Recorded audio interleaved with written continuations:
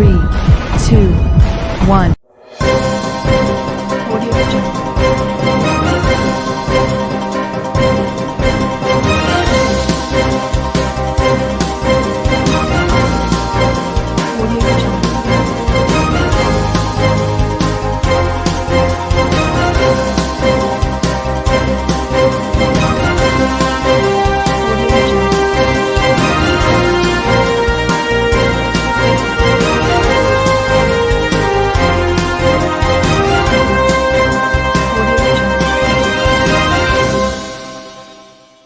नमस्कार, मैं हूं नरेश राघानी और आप देख रहे हैं horizon news. Social media wall पर हथियारों के साथ फोटो डालकर शेखी भगाड़ने वालों पर कसा पुलिस का शिकंजा।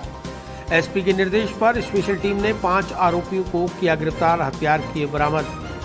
पुलिस अधीक्षक जगदीश चंद्र शर्मा ने बताया कि सोशल मीडिया के फेसबुक, टेलीग्राम, व्हाट्सएप और इंस्टाग्राम पर हथियार के साथ अपनी फ़ोटो डालकर समाज में अपना भय बढ़ाने वाले आपराधिक तत्वों और अवैध हथियार रखने वाले बदमाशों के विरुद्ध डीएसटी अजमेर और पुलिस थाना कृष्णगंज की संयुक्त टीम द्वारा कार्रवाई करते हुए 2 अलग अलग प्रकरण दर्ज किए गए। पहले प्रकरण में social media, Facebook, Telegram, WhatsApp व इंस्टाग्राम पर हथियार के साथ अपनी फ़ोटो डालने वालों के विरुद्ध कार्रवाई की गई, जिसमें जिला पुलिस की स्पेशल टीम के कांस्टेबल गजेंद्र मीणा ने कृष्णगंज थाने को इत्तला दी कि दीपक गुर्जर नाम के बदमाश ने अपनी फ़ोटो फायर आर्म्स के साथ खींचकर फेसबुक पर अपलोड की है। इस इत्तला पर ग्राम माकड़वाली में नाला के पास रहने वाले दीपक बागड़ी, शिव मंदिर के पास कायड़ पुलिस थाना गेगल, मंसूद अली जाति देशवाली मुसलमान निवासी मस्जिद के पास रसूलपुरा थाना अलवरगेट, उमर फारूक देशवाली मुसलमान थाना गांधीनगर अजमेर, इरफान उर्फ बाबा देशवाली जाति मुसलमान निवासी कायड़ पुलिस थाना गेगल को गिरफ्तार किया गया। इनके कब्जे से एक अवैध देशी कट्टा, 12 बोर के 2 जिंदा कारतूस, 1 पिस्टल और 2 जिंदा कारतूस बरामद कर कृष्णगंज थाना पुलिस ने आर्म्स एक्ट में आरोप पंजीकृत कर हथियारों के संबंध में गहन पूछताछ शुरू कर दी है। पकड़े गए बदमाशों में दीपक बागड़ी के विरुद्ध सिविल लाइन थाने में पहले भी आरोप पंजीकृत है, तो वहीं मंसूद अली के खिलाफ गेगल थाने में पॉस्को एक्ट सहित विभिन्न धाराओं में मुकदमे दर्ज हैं। इसके अलावा इरफान उर्फ बाबा हिस्ट्री शीटर है, जिसके विरुद्ध विभिन्न थानों में आर्म्स एक्ट सहित कई तरह के आरोप लंबित हैं।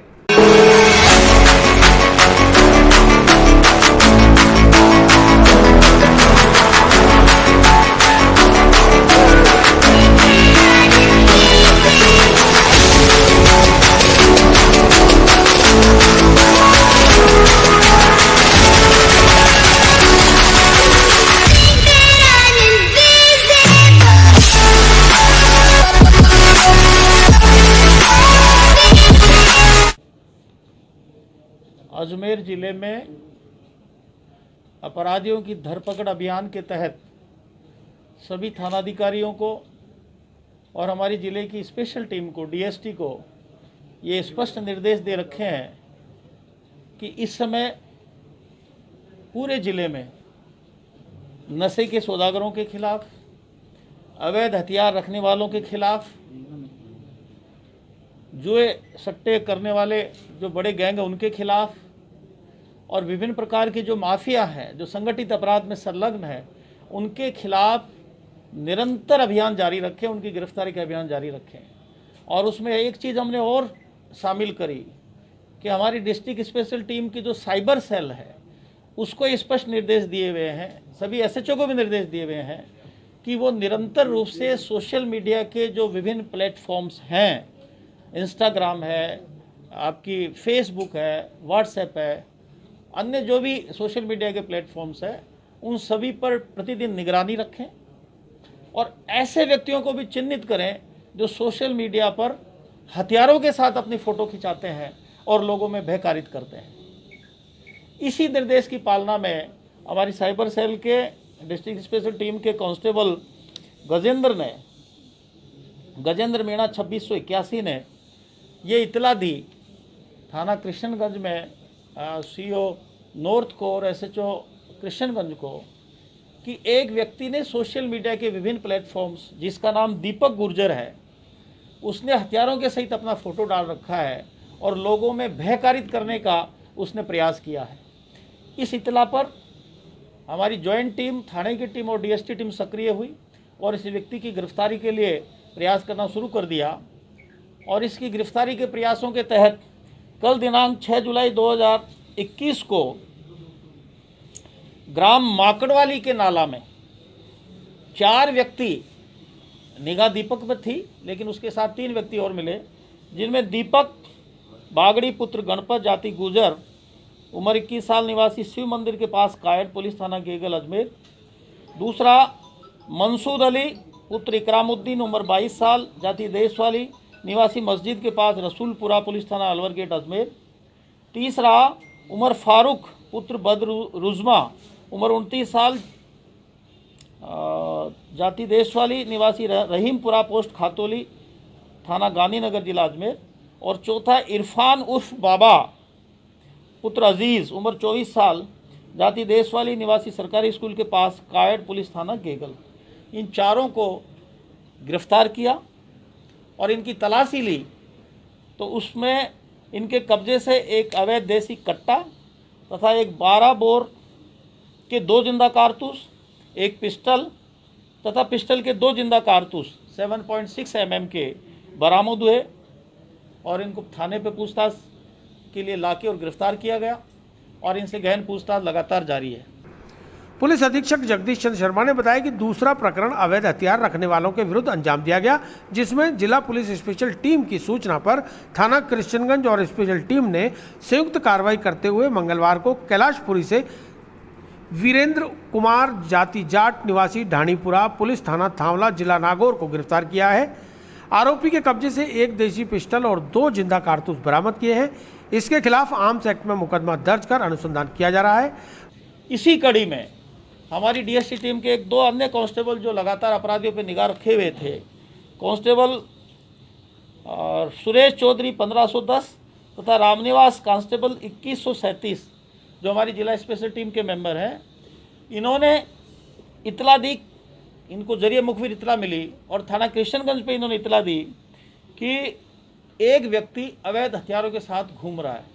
इस इतला पर डीएसटी की टीम तथा कृष्णगंज थाने की ज्वाइंट टीम ने उस व्यक्ति को घेर के पकड़ा और उसकी तलाशी ली और उस व्यक्ति का नाम है वीरेंद्र कुमार पुत्र भंवरलाल गोरा जाति जाट निवासी ढाणीपुरा पुलिस थाना थावड़ा जिला नागौर।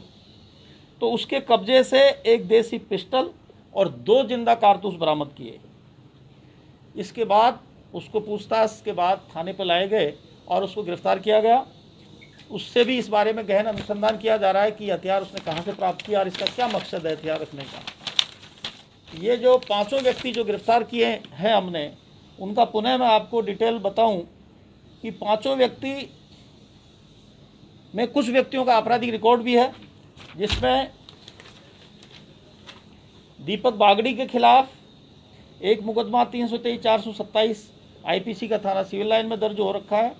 मंसूद अली के खिलाफ 363, 366, 376, 354 3 SC/ST एक्ट और पोक्सो एक्ट में इसके खिलाफ दर्ज हो रखा है। उमर फारूक के खिलाफ कोई मुकदमा नहीं है। और जो इरफान है वो गेगल थाने का HS है, हिस्ट्री शीट है, उसके खिलाफ कुल 12 मुकदमे दर्ज है, जिसमें गंभीर धाराओं लूट, डकैती, आर्म्स एक्ट, चोरी, गृहभेदन, हत्या का प्रयास, आर्म्स एक्ट इत्यादि गंभीर मामलों में इसके खिलाफ कुल 12 मुकदमे दर्ज हैं। वीरेंद्र के खिलाफ कोई मुकदमा दर्ज नहीं है। तो ये सभी व्यक्ति आपराधिक किस्म के हैं, जिनमें कुछ का आपराधिक रिकॉर्ड भी है पुराना, और इनका एकमात्र मकसद अवैध हथियार रख के कुछ गलत फ़ायदा उठाना, कुछ अपराध कारित करना, लोगों में भय कारित करना। इस संबंध में जो भी इनके मकसद रहे हैं उसके संबंध में गहन पूछताछ के लिए CO north Priyanka Raghuvanshi, SHO Krishnaganj Ravi Samariya और हमारे DST प्रभारी महावीर शर्मा के नेतृत्व में ज्वाइंट टीमें गठित की गई है, जो लगातार इनसे पूछताछ कर रही है। और साइबर सेल जो हमारी DST टीम की एक प्रमुख विंग है, वो इनकी अनुसंधान में मदद कर रही है। जो हमारी टीम के जो मेंबर रहे, इसमें एडिशनल SP के नेतृत्व में सुपरविजन में और CO नॉर्थ के नेतृत्व में थाने की जो टीम रही, उसमें SHO Krishnaganj Ravi Samariya, Nathulal ASI, Kanaram ASI, Jagdish constable, Mukesh constable जिसका विशेष योगदान रहा, तथा दूसरा मुकेश कांस्टेबल 783, ये थाने की टीम के मेंबर रहे। इसके साथ ही जो डीएसटी जिसका अहम रोल रहा इसको पकड़वाने में, उसमें डीएसटी प्रभारी महावीर शर्मा, जगमाल एएसआई, रवनीड़ हेड कांस्टेबल, गजेंद्र कांस्टेबल जिसका विशेष योगदान रहा, रामनिवास कांस्टेबल जिसका विशेष योगदान रहा, तथा सुरेश चौधरी जिसका विशेष योगदान रहा, Rambabu Sharma DST, Devendra Singh DST, Ashish Kumar DST और महिपाल कांस्टेबल डीएसटी, सभी ने मिलकर के, जैसे कि आप सबको विदित है, अजमेर पुलिस टीम भावना से काम करती है और इस तरह की जो कार्रवाई है वो जॉइंट टीम द्वारा ही की जाती है और सब मिलकर काम कर रहे हैं, जिसी का नतीजा है कि लगातार अपराधियों की धरपकड़ जारी है और ये हमारी टीमें संयुक्त रूप से कार्य करते हुए आगे भी इसी तरह अपराधियों को गिरफ्तार करेगी, उनके खिलाफ कार्रवाई करेगी। ठीक है। कार्रवाई को अंजाम देने वाली टीम का गठन अतिरिक्त पुलिस अधीक्षक Sitaram Prajapat, CO north doctor Priyanka Raghuvanshi के निर्देशन में किया गया, जिसमें कृष्णगंज थाना प्रभारी डॉक्टर रवि सामरिया, सहायक उप निरीक्षक नाथूलाल, कानाराम, कांस्टेबल जगदीश, मुकेश, डीएसटी के महावीर शर्मा, जगमाल, रणवीर, गजेंद्र, रामनिवास, सुरेश चौधरी, रामबाबू शर्मा, देवेंद्र सिंह, आशीष कुमार और महिपाल शामिल रहे। जिला परिषद के अधीन 5 विभागों के कार्यों की समीक्षा जिला प्रमुख सुशील कंवर पराड़ा की अध्यक्षता में आयोजित हुई। जिला परिषद में जनसुनवाई। सरकारी योजनाओं का लाभ ग्रामीण जनता तक पहुंचे और उनकी समस्याओं का निदान त्वरित गति से हो, इसके लिए बुधवार को जिला परिषद में जनसुनवाई का आयोजन जिला प्रमुख श्रीमती सुशील कंवर पराड़ा की अध्यक्षता में किया गया, जहां उन्होंने जिला परिषद के अधीन आने वाले 5 विभागों के कार्यों की समीक्षा कर अधिकारियों को विभिन्न सरकारी योजनाओं के क्रियान्वयन के निर्देश दिए। जनसुनवाई में जिला परिषद के मुख्य कार्यकारी अधिकारी गौरव सैनी और अतिरिक्त मुख्य कार्यकारी अधिकारी मुरारी लाल वर्मा सहित 5 विभागों के अधिकारी मौजूद रहे। जिला परिषद सीईओ गौरव सैनी ने बताया कि जिला प्रमुख ने मुख्यमंत्री कन्यादान योजना का स्पेशल प्रचार प्रसार करने के निर्देश दिए हैं। साथ ही 5 विभागों के कार्यों की समीक्षा की है। इसके अलावा मानसून में जिला परिषद द्वारा 4.5 लाख पौधों का रोपण करने का लक्ष्य रखा गया है, जिसकी सभी तैयारियां पूर्ण कर ली गई हैं। एक बरसात आते ही यह कार्य और अभियान शुरू हो जाएगा, जो अगस्त माह तक चलेगा। उन्होंने बताया कि कृषि विभाग के लिए शिकायत मिली थी, जिस पर जांच के निर्देश दिए गए हैं। जिला प्रमुख के निर्देशों की पालना की जा रही है।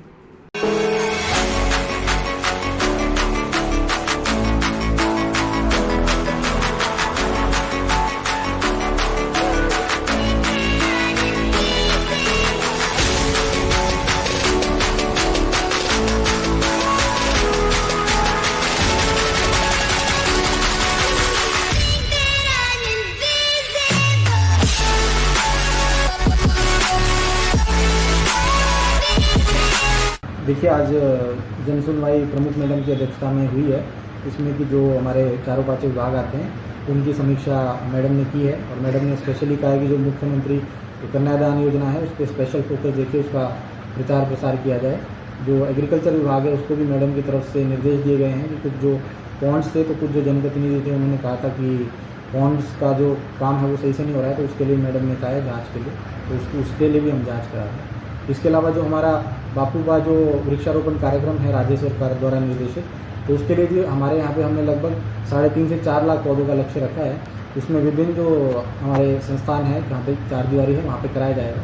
इसका जो पेपर वर्क है वो बेसिकली हमारा कंप्लीट हो गया है सैंक्शंस का, और कुछ जगह पे हमने जो ग्राउंड वर्क है, सॉइल को प्रिपेयर करना है या खाद की और पौधों की व्यवस्था करनी है, उसकी भी तैयारियाँ हमारी शुरू हो गई। तो लगभग नेक्स्ट वीक तक हम इंतज़ार करेंगे कि एक बारिश और हो जाए, तो नेक्स्ट वीक तक हम अपने पौधारोपण अभियान को, जो कि हमारा अगस्त तक चलेगा, पूरा अगस्त तक, तो उसमें वो हम सोच रहे हैं कि पूरी हमारी तरफ से उसको स्पीड प्रदान करेंगे। केंद्र सरकार द्वारा स्टॉक की समय सीमा लागू करने का व्यापारी कर रहे हैं विरोध। केंद्र सरकार से काले कानून को वापस लेने और राज्य सरकार से इसे लागू नहीं करने की जा रही है मांग। अजमेर होलसेल मर्चेंट एसोसिएशन के अध्यक्ष माणक चंद सिसोदिया के नेतृत्व में होलसेल व्यापारियों ने बुधवार को जिला कलेक्टर को प्रदेश के मुख्यमंत्री अशोक गहलोत के नाम ज्ञापन सौंपकर दाल दलहन के स्टॉक की समय सीमा लागू करने का विरोध करते हुए इस अध्यादेश को राज्य सरकार द्वारा लागू न करने की मांग की है। साथ ही केंद्र सरकार से इस काले कानून को वापस लेने की भी मांग की गई है। सिसोदिया ने बताया कि कोरोना काल के चलते वैसे ही न्यूनतम मांग के कारण पिछले 2 माह में दलहन के भाव में लगभग 25% की गिरावट आ चुकी है। ऊपर से केंद्र सरकार द्वारा इस अध्यादेश को जारी कर दलहन का स्टॉक सीमित मात्रा में कर दिया गया है, जिससे समस्त व्यापार, व्यापारी और किसान तक इस अध्यादेश के दुष्प्रभाव पड़ रहे हैं और वे खासे परेशान हैं। अभी वर्तमान में भी सभी दलहन के भाव सरकार के समर्थन मूल्य यानी MSP से नीचे चल रहे हैं। फिर भी स्टॉक लिमिट लगाना साफ दर्शाता है कि केंद्र सरकार की मंशा मंडियों को खत्म करने की है। लिहाजा इस काले कानून का सभी होलसेल व्यापारी विरोध कर रहे हैं। इसे किसी भी हालत में लागू नहीं होने दिया जाएगा।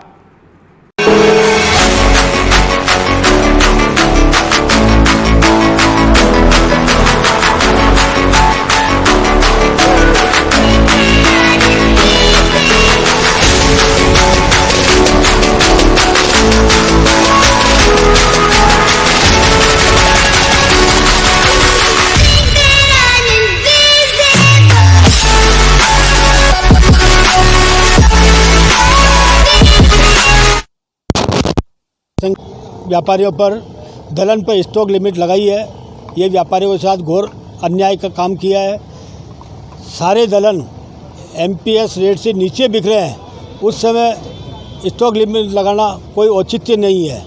किसान अभी भी बाज़ार में माल लेके आ रहा है। इस समय लिमिट लगाई तो न तो किसान को सही भाव मिलेगा, न व्यापारी का पुराना माल बिकेगा, न उपभोक्ता को कोई फ़ायदा होने वाला है।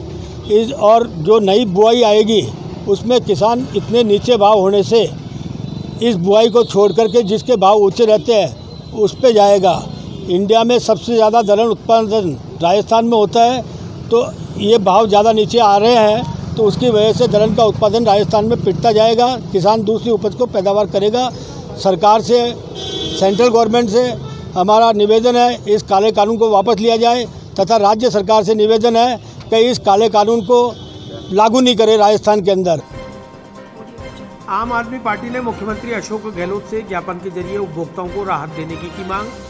लॉकडाउन पीरियड के 3 माह के बिजली के बिल माफ करने, गरीबों को 200 यूनिट बिजली मुफ्त देने सहित बिजली विभाग में व्याप्त भ्रष्टाचार को रोकने के लिए सौंपा ज्ञापन। राजस्थान में बिजली की दरें कम करने, गरीबी रेखा के नीचे जीवन यापन करने वालों को हर माह 200 यूनिट बिजली फ्री देने, लॉकडाउन अवधि का 3 माह का बिजली बिल माफ करने, बिजली विभाग में व्याप्त भ्रष्टाचार को रोकने, ऑडिट रिपोर्ट का पुनरीक्षण कराकर सामाजिक अंकेक्षण की अनुमति देने आदि मांगों को लेकर बुधवार को आम आदमी पार्टी शहर जिला द्वारा मुख्यमंत्री अशोक गहलोत के नाम जिला कलेक्टर को ज्ञापन सौंपा गया। आम आदमी पार्टी जिलाध्यक्ष मीना त्यागी ने बताया कि आम आदमी पार्टी द्वारा पूर्व में भी आग्रह किया गया कि कोरोना लॉकडाउन अवधि के बिजली बिल माफ़ कर दिए जाने चाहिए। इसको लेकर आम आदमी पार्टी पिछले 3 हफ्ता से आप चली बाजार नामक एक हस्ताक्षर अभियान चला रही है। हमारी यह भी पुरजोर मांग रही है कि 200 यूनिट तक की बिजली दिल्ली सरकार की तर्ज पर फ्री दी जानी चाहिए। वर्तमान में राजस्थान की बिजली दर 7 रुपये प्रति यूनिट से ज़्यादा है। 5 तरह के अनावश्यक शुल्क, स्थायी शुल्क, फ्यूल चार्ज, विद्युत शुल्क, नगरीय उपकर, अन्य शुल्क की वसूली जोड़ दें तो यह 10 रुपये से भी ज़्यादा हो रही है। वहीं बिजली विभाग स्टाफ होते हुए भी ठेकेदारों से काम क्यों करा रहा है? इतनी ज़्यादा बिजली की दरें वसूल कर जनता के साथ क्रूरता क्यों दिखाई जा रही है? मुख्यमंत्री से ज्ञापन के माध्यम से मांग की है कि सरकार तत्काल उचित कदम उठाकर प्रदेश के उपभोक्ताओं को राहत दे, अन्यथा सरकार इसके परिणाम भुगतने के लिए तैयार रहे।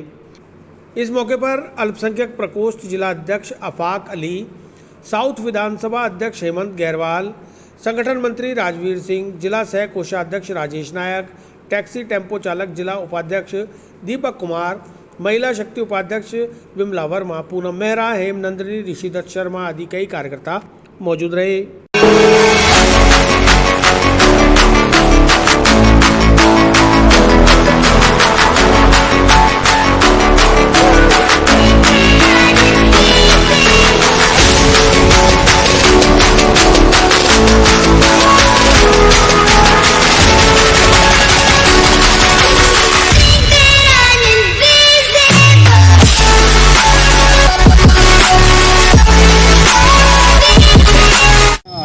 आज मुख्यमंत्री के नाम राष्ट्रपति की मार्फत एक ज्ञापन दिया जा रहा है कि बिजली बोर्ड की दरें कम की जाए, बिजली की दरें कम करी जाए और बिजली बोर्ड में जो भ्रष्टाचार व्याप्त है उसको कम किया जाए, क्योंकि जो भी नई लाइनें डलती हैं, नए कनेक्शन होते हैं, उसके लिए आप ट्रांसफार्मर, ये लाइनें जैसे बिस्त तो जाती हैं नहीं, लेकिन पुरानी लाइनों का कहीं हिसाब नहीं होता, कागजों में कहीं होता नहीं। दूसरा, ऑडिट बिठाई जाए जो पोल गाड़े जाते हैं, जो लाइनें खींची जाती है, उनकी कोई डिटेल नहीं होती और ये खुर्द-बुर्द करते हैं नेता और आपस में जो भी अधिकारी है, अधिकारियों की जांच हो। और जो ये भ्रष्टाचार व्याप्त है, ये जो पुराने जो रिटायरमेंट है उनको वापस ये पोस्ट देते हैं, तो या तो ये इनकी सरकार की मिलीभगत होती है या वो नहीं चाहते कि सरकार पब्लिक के सामने बिजली के ये घाटे आए। और ये जो छीजत बढ़ रही है, इसको कम करने के लिए सरकार पे दबाव बना रहे हैं हम लोग। और 3 महीने का कोरोना काल में बिजली का बिल कम हो। दूसरा, बिजली उत्पादन का क्षेत्र रहा है राजस्थान, और राजस्थान में हर तरीके से बिजली पैदा होती है, उसको कम किया जाए। जो दिल्ली की तर्ज पे 200 यूनिट प्रति माह है, वो बिजली की तर्ज पे कम किए जाए, प्रति माह 200 यूनिट। इसी को लेके और कुछ भ्रष्टाचार व्याप्त है जो बिजली बोर्ड में, उसको लेके आज कलेक्टर साहब से मिलने आए। वार्ड 69 में पेयजल समस्या से राहत देने के लिए डाली जा रही है स्टील पाइपलाइन। उत्तर विधायक देवनानी में पार्षद अशोक मुद्गल ने विधिवत पूजा अर्चना के साथ पाइपलाइन डालने के कार्य का किया शुभारंभ। भीषण गर्मी में आ रही पेयजल समस्या से क्षेत्रवासियों को राहत प्रदान करने के लिए बुधवार को वार्ड नंबर 69 में मिट्ठनलाल का चौक से लेकर रामद्वारा गली तक 130 मीटर की 4 इंच वाली स्टील पाइपलाइन डालने के कार्य का श्री गणेश उत्तर विधायक वासुदेव देवनानी व क्षेत्रीय पार्षद अशोक मुद्गल के द्वारा विधिवत पूजा अर्चना के साथ किया गया। विधायक वासुदेव देवनानी ने बताया कि क्षेत्र में बरसों पहले 3 इंच की पाइपलाइन डाली गई थी, जो जगह जगह से क्षतिग्रस्त हो गई थी, जिससे क्षेत्रवासियों को गंदा और दूषित पानी कम प्रेशर के साथ मिल रहा था। स्थानीय पार्षद अशोक मुद्गल और उनके द्वारा किए गए प्रयासों के बाद जलदाय महकमे ने यहां 130 मीटर लंबी पाइपलाइन डालने की सहमति दी और आज इस कार्य का शुभारंभ किया जा रहा है। निश्चित ही पाइपलाइन डल जाने से क्षेत्र में पर्याप्त पेयजल प्रेशर के साथ नियमित मिल पाएगा।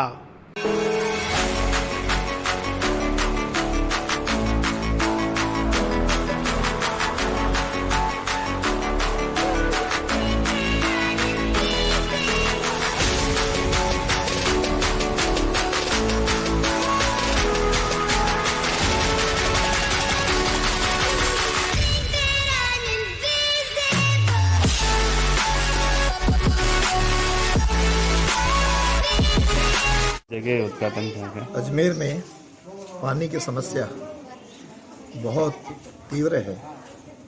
यहाँ के रहवासी काफ़ी परेशान हैं।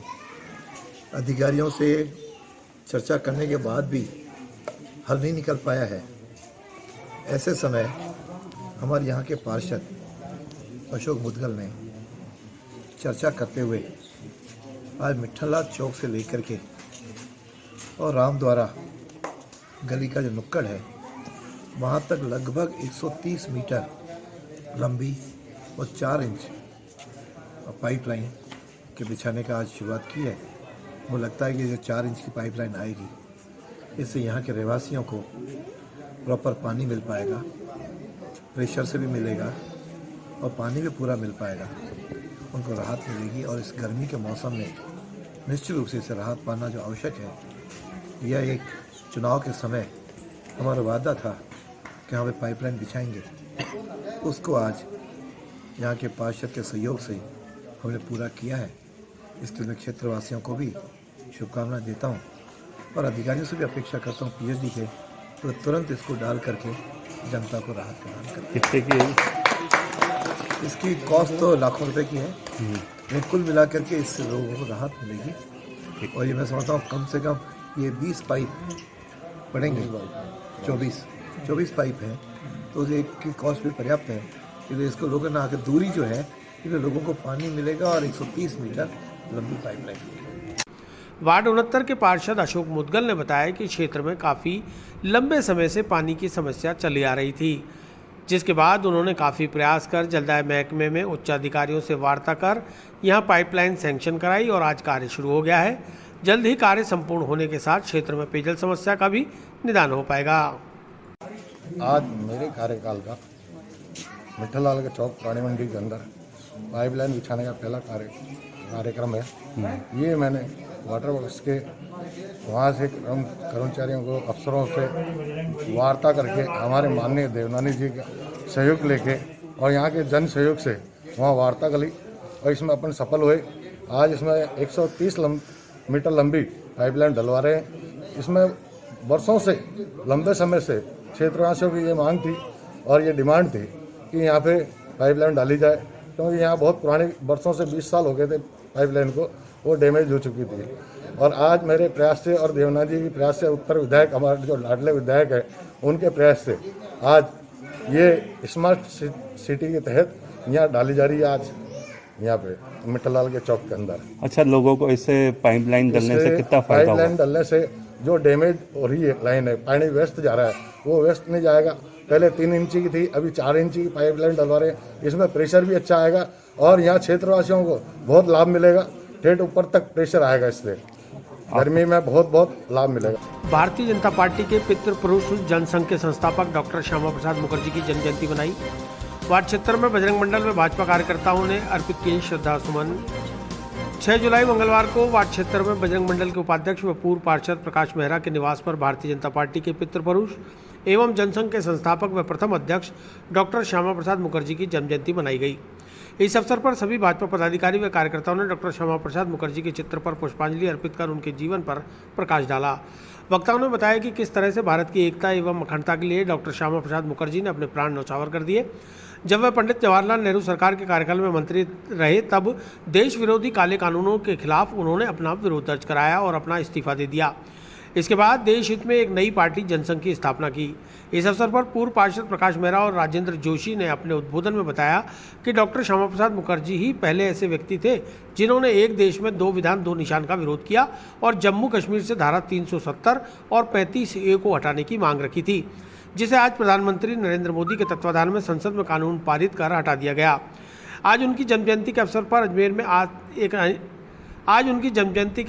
अजमेर में आज से एक अनूठी शुरुआत की गई है। सभी ने श्रद्धांजलि फूलों की बजाय मक्का बाजरा मिक्स मिश्रण दानों से अर्पित की है, जिसे पशु पक्षियों को खिलाया जाएगा। कार्यक्रम में राजेंद्र जोशी, ब्रजेश माथुर, मुनीश शंकर भार्गव, दातार सिंह राठौड़, भारत ओझा, किशोर टिक्यानी, सरला कुमावत, लालटून साहू, नवीन राठौड़, अनिल मेहरा, सुनील मेहरा, प्रकाश जांगिड़, सुबोध वैद्य, सत्यनारायण टेलर सहित भाजपा के कई कार्यकर्ता व वार्डवासी मौजूद रहे।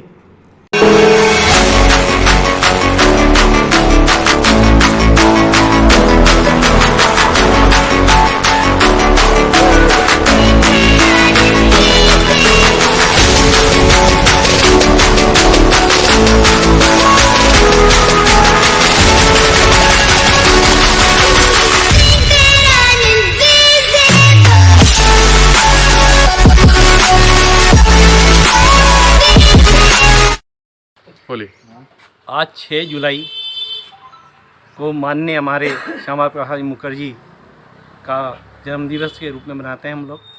और श्यामा प्रसाद मुखर्जी जनसंघ के सबसे प्रथम अध्यक्ष से इन्होंने सानिध्य के अंदर जनसंघ की स्थापना हुई थी। जनसंघ क्यों बना ये बहुत लंबी कहानी है, लेकिन ये बात फैक्ट है, जब पहले बार गवर्नमेंट बनी थी तो जवाहरलाल नेहरू जी के अंदर इनको मंत्री पद मिला था, लेकिन उन्होंने मात्र 2-2.5 साल के अंदर ही मंत्री पद को छोड़ दिया था, क्योंकि उनकी जो व्यवस्था थी वो बहुत संकीर्ण थी। उस हिसाब को देख से हिंदूवादी राष्ट्र को देखते हुए बनने की कहीं भी कल्पना तक भी नहीं थी। इसको देखते हुए आपने जनसंघ की स्थापना करी और आप पहले अध्यक्ष रहे और आपके हिसाब से ही जनसंघ की हुई। उसके बाद में भारतीय जनता पार्टी की स्थापना हुई। आपने वर्तमान परिस्थिति को देखते हुए उस टाइम का एक नारा दिया था कि एक देश 2 निशान नहीं सहेगा हिंदुस्तान, और उस पर आज हमारे माननीय मोदी जी ने करके दिखाया। 370 और 35A को हटा के बताया। ये सबसे बड़ी श्रद्धांजलि हमारे माननीय मोदी जी के द्वारा दी गई है और ये हमारे देश के अंदर एक अद्भुत कार्य हुआ है, उसका साक्षी पूरा हमारा देश बना है। और हम ये निश्चित करना चाहते हैं कि आने वाले समय के अंदर हमारा जम्मू कश्मीर हमारे देश का अभिन्न अंग था, है, रहेगा, और हमारा देश जो जैसे चलता है वैसे कश्मीर भी चलेगा। इसमें कोई भी तरह की किसी भी तरह की सोचने को आदमी को ज़रूरत नहीं है, और माननीय मोदी जी ने करके दिखाया है और ये सच्ची श्रद्धांजलि हमने अर्पित की है। आज उसी के तहत हमने वार्ड 76 के अंदर सभी कार्यकर्ताओं ने मिलकर हमने एक श्रद्धांजलि दी है। श्रद्धांजलि के रूप के अंदर हमने एक नई पहल करने की कोशिश करी है कि उसके अंदर हमने आज बाजरा, जो व्हाट्सएप पे भी चल रहा है, ऐसा मैं नहीं कह सकता हूँ कि पहला है ये, लेकिन अजमेर के अंदर मुझे लगता है शायद पहला हुआ होगा। हमने ये एक पहलनी की, भाई ये जो फूल बाद में अंदर ऐसे फेंके जाते हैं, गाय भी नहीं खाती हैं, तो हमने एक पहल करी है कि भाई बाजरा करके हम इसे श्रद्धांजलि कराएं ताकि ये पक्षियों को दाना ढाला जाए और पक्षियों के काम में आए। ये भी हमने एक नई पहल की है और मैं आज के दिन सभी को श्रद्धांजलि हमारे माननीय मुखर्जी को श्रद्धांजलि देते हुए देश को संदेश देना चाहता हूँ कि ऐसे महान विभूति को हम हमेशा याद रखेंगे। 76 के अंदर आज भारतीय जनता पार्टी के समस्त कार्यकर्ता एवं प्रबुद्ध नागरिक जन यहाँ उपस्थित हुए हैं, क्योंकि आज के दिन हमारे देश के एक महान पुरुष डॉक्टर श्यामा प्रसाद जी मुखर्जी का जन्म दिवस है। ये वो महापुरुष हैं जिन्होंने की अखंड भारत के निर्माण के लिए, अखंड भारत को देखने के लिए अपने प्राणों का उत्सर्ग किया कश्मीर के अंदर, और धारा 370 और 35 से जैसे विवादित धाराओं को हटाने हेतु अपने प्राणों का बलिदान दिया। उनका ये बलिदान कश्मीर में ही हुआ। ये भारतीय जनसंघ के प्रथम अध्यक्ष थे एवं संस्कारवादी विचारधाराओं के साथ शिक्षाविद भी थे। तो ऐसे महान पुरुष के जन्म दिवस पर उन्हें कोटि कोटि प्रणाम एवं नमन। धन्यवाद। जयपुर नगर निगम से रिश्वत की आंधी पहुंची अजमेर। वार्ड 41 की पार्षद नीतू मिश्रा के पति रंजन शर्मा के 2 दलाल 2 लाख रुपए की रिश्वत लेते हुए गिरफ्तार। जयपुर नगर निगम में पिछले दिनों से चल रही रिश्वत की आंधी अब अजमेर पहुंच चुकी है। 7 जुलाई बुधवार को भ्रष्टाचार निरोधक ब्यूरो के DGP BL Soni, ADGP Dinesh MN, SP Ajmer Samir Singh, ASP Bholaram के निर्देशन में एसीबी इंटेलिजेंस की स्पेशल यूनिट अजमेर के उप अधीक्षक पारसमल व उनकी टीम में शामिल पुलिस निरीक्षक राजेंद्र सिंह, एएसआई कन्हैया लाल, लक्ष्मण दान, भरत सिंह, कांस्टेबल अर्जुन लाल और चालक मनीष ने वार्ड नंबर 41 की पार्षद नीतू मिश्रा के पति द्वारा भेजे गए 2 दलालों को राजकीय महाविद्यालय के बाहर से 2 लाख रुपए की रिश्वत लेते रंगे हाथों गिरफ्तार कर लिया। एसीबी उप अधीक्षक पारसमल ने बताया कि परिवादी के जॉन्सगंज इलाके में पुश्तैनी भूमि के समतलीकरण करने के दौरान पार्षद पति रंजन शर्मा ने परिवादी को धमकाकर काम रुकवा दिया था तथा कार्य करवाने और अपनी पत्नी के वार्ड संख्या 41 में वार्ड पार्षद होने का हवाला देकर पार्षद कोटे से कार्य करवाने और 50 लाख रुपए की मांग की गई। रंजन शर्मा पार्षद पति ने अपने 2 दलाल देवेंद्र सिंह और किशन खंडेलवाल को रिश्वत राशि के संबंध में वार्ता करने और रिश्वत लेने के लिए कहा। 1 जुलाई को मांग सत्यापन के दौरान 40 लाख रुपए में सौदा तय हुआ। पहली किश्त रिश्वत राशि के रूप में 5 लाख रुपए देना तय हुआ था। इसी क्रम में आज 7 जुलाई बुधवार को दलाल किशन खंडेलवाल और देवेंद्र सिंह ने जीसीए चौराहे पर परिवादी को पैसे देने बुलवाया, जहां 2 लाख रुपए की रिश्वत लेते हुए दोनों दलालों को एसीबी की टीम ने जाल बिछाकर धर दबोचा। वहीं जॉन्सगंज स्थित पार्षद नीतू मिश्रा के निवास पर एसीबी की कार्रवाई जारी है। फिलहाल पार्षद पति रंजन शर्मा फरार है। मामले में अनुसंधान व अग्रिम कार्रवाई की जा रही है।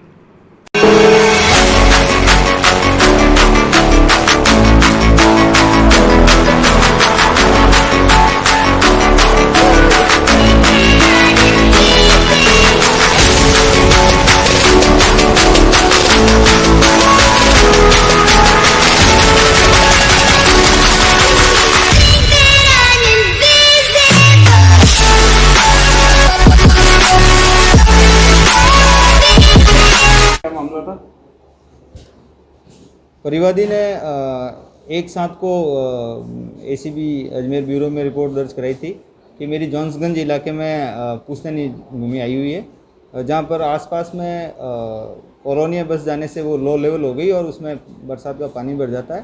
तो हमने समतलीकरण का काम चालू कराया है और समतलीकरण का काम चालू कराया तो जॉन्सगंज के वार्ड नंबर 41 के पार्षद पति रंजन मिश्रा वहाँ आया और उसने कहा कि हमारी परमिशन के बगैर आप यहाँ काम नहीं करवा सकते हो, और मेरा काम रुकवा दिया और 15 जून से उसका काम रुकवा दिया गया था। डंपर भी आने जाने नहीं दे रहा था और नालियों के फेरों कवर हटवा देता, तोड़ देता, इस तरह की वो हरकतें करके इसको परिवादी को काफ़ी डिस्टर्ब कर रहा था।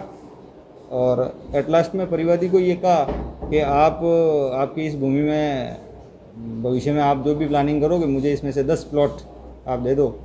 परिवादी ने मना कर दिया और परिवादी ने अपना काम रोक दिया। एट लास्ट में इसकी दलालों के मार्फत ये वार्ता हुई कि 50 लाख रुपए रिश्वत राशि आपको देनी पड़ेगी और इस रिश्वत राशि के तौर पे आप अपना काम डंपर वंपर चालू भी करा दो, सारी चीज़ें कर दो और हम आपको पार्षद कोटे से और जो भी जो सुविधाएं मिल रही है वो सुविधाएं भी हम आपको उपलब्ध करवा देंगे। परिवादी की रिपोर्ट पर ब्यूरो ने इसका डिमांड वेरिफिकेशन कराया। डिमांड वेरिफिकेशन के दौरान ही 1 तारीख को पार्षद पति रंजन शर्मा की और परिवादी की वार्ता हुई थी। उस वार्ता में रंजन शर्मा अपने साथ दलाल देवेंद्र को लेकर आया था।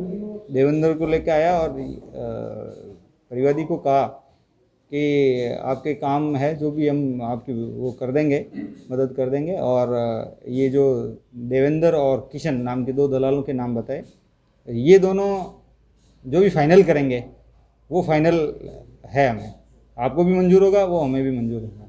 और इसके 50 लाख रुपए की डिमांड कंटिन्यूसली चली आ रही थी।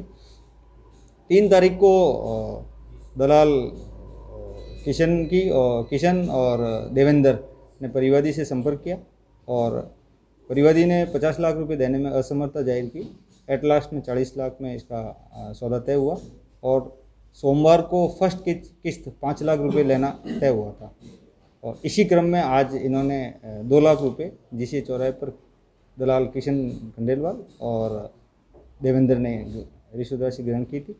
और रिश्वत राशि ग्रहण करने के बाद ब्यूरो ने अपना जाल बिछाकर इनको रेड एंडेड डिटेन किया और जिसकी कार्रवाई जारी है। रिश्वत राशि बरामद कर ली गई है और जो रंजन शर्मा के हाउस पर भी ब्यूरो के अधिकारी जो सर्च कार्रवाई कर रहे हैं, अग्रिम कार्रवाई जारी है। इसमें नीतू मिश्रा और दोनों फरार है क्या? हाँ, ये जो वार्तानुसार रंजन शर्मा को भी जीसी चौराहे पे बुलाया गया था। ये उस समय आया नहीं था। मीनवाइल इन्होंने दलालों ने रिश्वत राशि ग्रहण कर ली थी और इसकी भनक एसीबी कार्रवाई की भनक उसको रंजन शर्मा को लगने से वो स्विच ऑफ करके फरार हो गया और जिसकी अग्रिम कार्रवाई की जाएगी। उनकी पत्नी जो पार्षद है नीतू शर्मा, वो इस संबंध में ब्यूरो जो इन्वेस्टिगेशन डिटेल में इन्वेस्टिगेशन किया जाएगा कि इनकी कितनी भूमिका है, कितनी नहीं है। बाकी ये जो भी पार्षद कोटे से कार्य करवाना और इनको पार्षद कोटे की सुविधा दिलाने के नाम पर ये रिश्वत राशि ली गई थी और इनको डरा धमका कर ये सारी चीज़ें बंद करवा दी थी। तो इस संबंध में पूरी जो फैक्ट आएंगे उसके आधार पर कार्रवाई होगी। कॉपीराइट एक्ट के तहत कंपनी प्रतिनिधि की शिकायत पर नकली घड़ियां बेचते दुकानदार गिरफ्तार। एसपी के निर्देश पर सदर कोतवाली थाना पुलिस ने मूंदड़ी मोहल्ले में दिया कार्रवाई को अंजाम।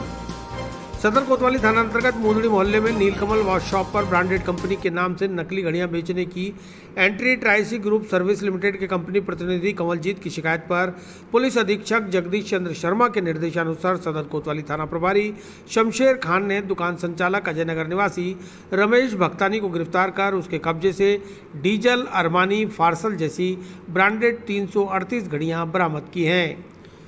थाना प्रभारी शमशेर खान ने बताया कि मूंदड़ी मोहल्ला आता मोहल्ला में लगभग 3 महीने पहले भी नकली घड़ियों के अवैध कारोबार का पर्दाफाश किया गया था।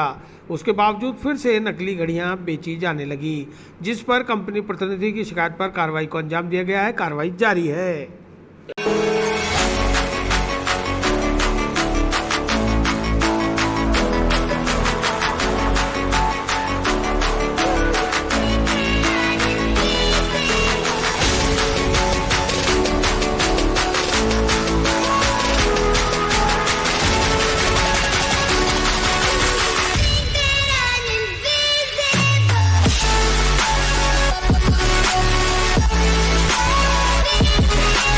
श्रीमान एसपी साहब अजमेर के निर्देशानुसार हमारे कोतवाली थाने द्वारा नकली गाड़ियाँ फॉसिल कंपनी है डीजल अरमानी मूंदड़ी मोहल्ला के अंदर बेची जा रही थी।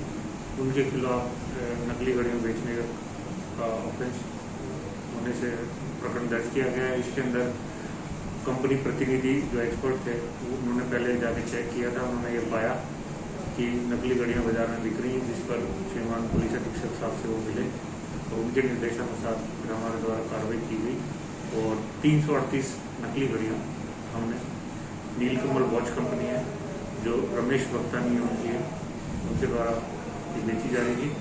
जो आरोपी उनके द्वारा उनके खिलाफ हमने प्रकरण दर्ज किया है और सुनना चाहिए। सर कितने लोग हैं इसमें? एक व्यक्ति को आरोपी बनाया गया और उसी की शॉप से हमें 338 से नकली गाड़ियाँ। कितने का माल होगा सर? इसका एग्जैक्ट वैल्यूएशन मुझे पता नहीं। सर दुकान का क्या नाम है? नीलकमल वॉश कंपनी। सर पहले भी कार्रवाई हो चुकी है इन्हीं दुकानों में? इसमें पहले भी करीब 3 महीने पहले भी इस तरह की कार्रवाई इसी बाजार में हो चुकी है और उस समय भारी मात्रा में नकली गड़ियाँ पकड़ी गई हैं। ठीक है सर। क्या नाम है सर जिसको पकड़ा? जिसको हमने पकड़ा है वो रमेश भक्तानी है, जिनकी मोहल्ला में शॉप है। केंद्र की मोदी सरकार की जन विरोधी नीतियों के खिलाफ कांग्रेस का जन जागरण अभियान शुरू। 7 से 17 जुलाई तक चलने वाले जन जागरण आंदोलन के पहले दिन महंगाई के खिलाफ जिला मुख्यालयों पर किया धरना प्रदर्शन।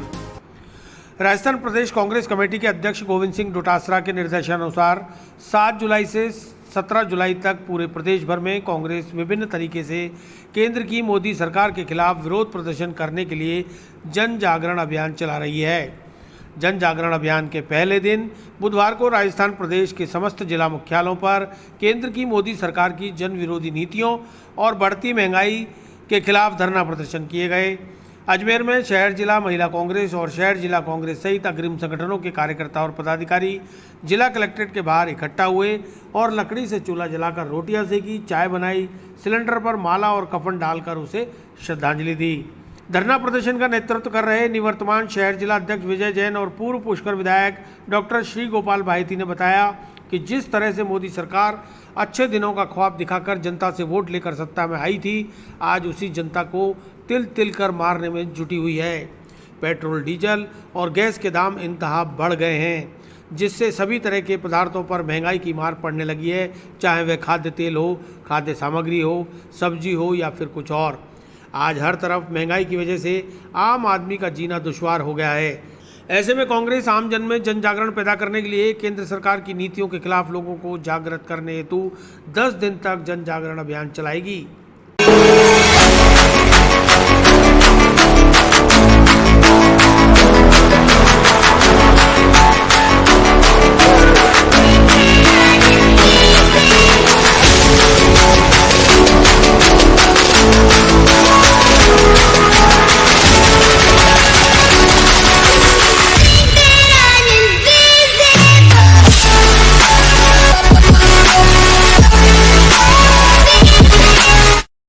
मोदी जी कहते नहीं सकते हैं कि मैं गरीब माँ का बेटा हूँ। उन मोदी जी को पता नहीं है कि देश के गरीब का घर का चूल्हा बुझ रहा है। जिनको आपने गैस दी वो दोबारा गैस खरीद नहीं कर पा रहे हैं। गैस के दाम आसमान छू रहे हैं, पेट्रोल डीजल दाम आसमान छू रहे हैं। जब सरकारी महंगाई इतनी बढ़ रही है तो दूसरी महंगाई बढ़ने वाली है।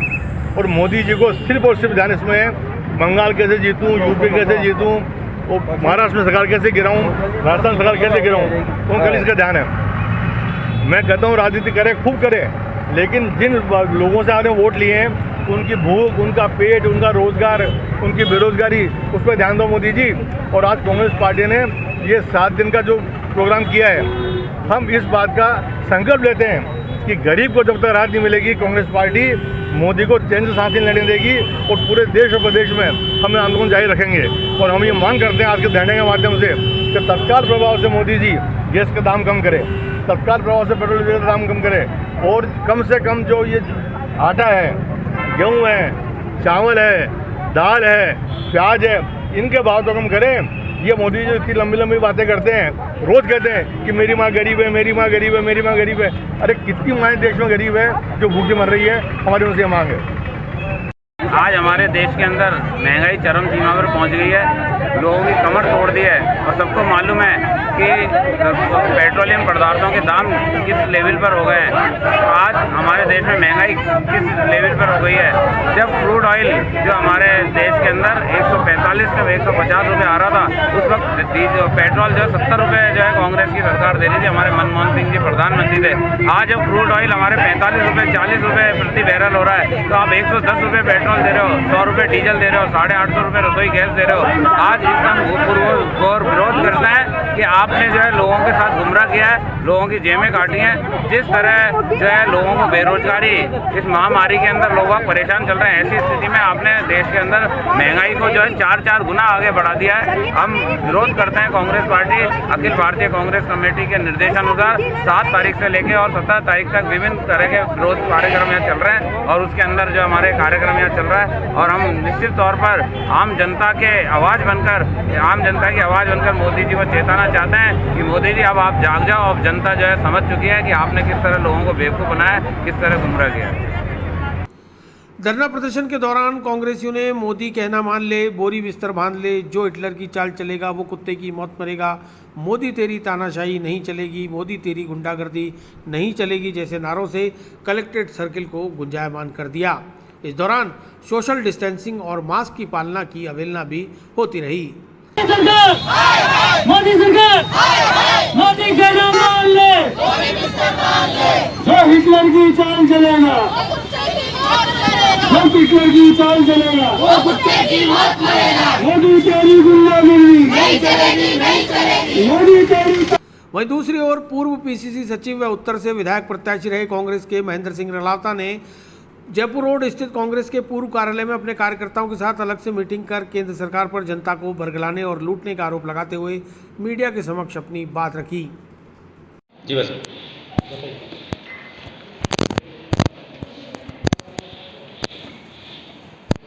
राजस्थान प्रदेश कांग्रेस कमेटी के अध्यक्ष गोविंद सिंह डोटासरा के आह्वान पर राजस्थान भर के सभी जिला मुख्यालयों पर कांग्रेस पार्टी ने आज धरना दिया है, प्रदर्शन किया है और इस बात की मांग की है कि भारत सरकार की, मोदी सरकार के द्वारा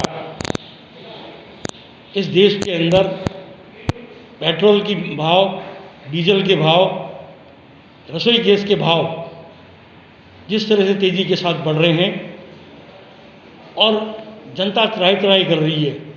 पहली बार इसके अंदर पेट्रोल डीजल के भावों के अंदर जो तेज़ी आई, 25 रुपये पिछले दिनों के अंदर गैस सिलेंडर के अंदर भाव बढ़े हैं और भारत सरकार ने पूंजीपतियों के हाथ के अंदर पेट्रोल को देकर जनता को लूटने के लिए खुली छूट दे दी है। आज जो सरसों का जो तेल था किस भाव में था, कहाँ पहुँच गया। जहाँ खाद्यान्न है, जहाँ दालें हैं, महंगाई अपने चरमों उत्कर्ष पर आ गई है। ऐसे में भारतीय जनता पार्टी की सरकार ये नारा देके आई थी कि बहुत हो गई महंगाई की मार, अब की बार मोदी सरकार। अब जनता कह रही है बहुत हो गई महंगाई की मार, अब तो माफ़ कर दे मोदी सरकार, क्योंकि यही जनता त्राही कर रही है हर मोमेंट पे, हर मुद्दे के ऊपर। तो आज कांग्रेस पार्टी ने 7 तारीख से लेकर 17 तारीख तक जन जागरण अभियान के माध्यम से जनता को जागृत करने का प्रयास किया है। और भारतीय जनता पार्टी समय समय पर इस बात को भी कहती है कि हरियाणा के अंदर डीजल की रेट कम है, तो राजस्थान सरकार का तो खाली केवल मात्र एक वेट लगता है। भारत सरकार का इसके ऊपर जो है ना कि एक्साइज टैक्स लगता है, सेस लगता है, दूसरे टैक्स लगते हैं। और भारत सरकार ने जहां कांग्रेस के राज में जब मनमोहन सिंह जी प्रधानमंत्री थे तो 112 बैरल का पेट्रोल आया करता था, आज मात्र 73 रुपये बैरल पेट्रोल है। तो हमारे यहाँ पे देश के अंदर पेट्रोल 30 से 32 रुपये होना चाहिए था, मगर जिस तरह डीजल की भावों का, तो ये सरकार एक तरह से बिल्कुल फेल हो गई है। जन जागरण में खाली भ्रांतियाँ फैला रही है और भ्रांतियाँ फैलाकर महंगाई का दोष राजस्थान सरकार पे जिन पे देना चाह रही है। कांग्रेस पार्टी ने जन जागरण अभियान से आम जनता को सबको जागृत करेगी, घर घर पैम्पलेट बांटेगी, घर घर लोगों से मिलेगी, विचार गोष्ठियाँ आयोजित करेगी, धरने देगी, प्रदर्शन देगी और जनता को महंगाई की जो त्रासदी है या तो मोदी सरकार कम करे या मोदी सरकार जो आज मंत्रिमंडल का विस्तार कर रही है, मैं तो कहता हूँ मंत्रिमंडल के विस्तार की जगह उनको इस्तीफा देना चाहिए। इस मांग के साथ मैं जनता से अपील करना चाहता हूँ, जनता सड़कों पर निकले, अपनी मांग रखे और महंगाई को कम कराने में अपना सार्थक कदम उठाए। केंद्र सरकार की जो नीतियाँ चल रही है वर्तमान में, उस नीतियों के फलस्वरूप जो महंगाई का एक प्रचंड रूप वर्तमान में जो दिखाई दे रहा है, इसके संबंध में प्रदेश कांग्रेस के प्रदेश अध्यक्ष डोटासरा साहब के निर्देशानुसार जो सभी को ये एक पखवाड़ा मनाया जा रहा है, इसके तहत में जन जागरण करना है। और इस जन जागरण के तहत आज से इसकी शुरुआत हुई है। आम जन को संगोष्ठी के द्वारा, आपसी वार्तालाप के द्वारा, पैम्पलेट्स के द्वारा ये जो सब बताया जाएगा। और आप ये देखिए कि वर्तमान में जो डीजल, पेट्रोल और जो गैस की बढ़ी है, तो गैस के बढ़ने से हर रसोई घर में, हर आदमी के गरीब रसोई में भी इसका प्रभाव पड़ा है। साथ ही डीजल और गैस पेट्रोल के बढ़ने से जो आपका जो सामान आ रहा था, जो ट्रांसपोर्ट हो रहा था, ट्रांसपोर्ट का रेट बढ़ गया।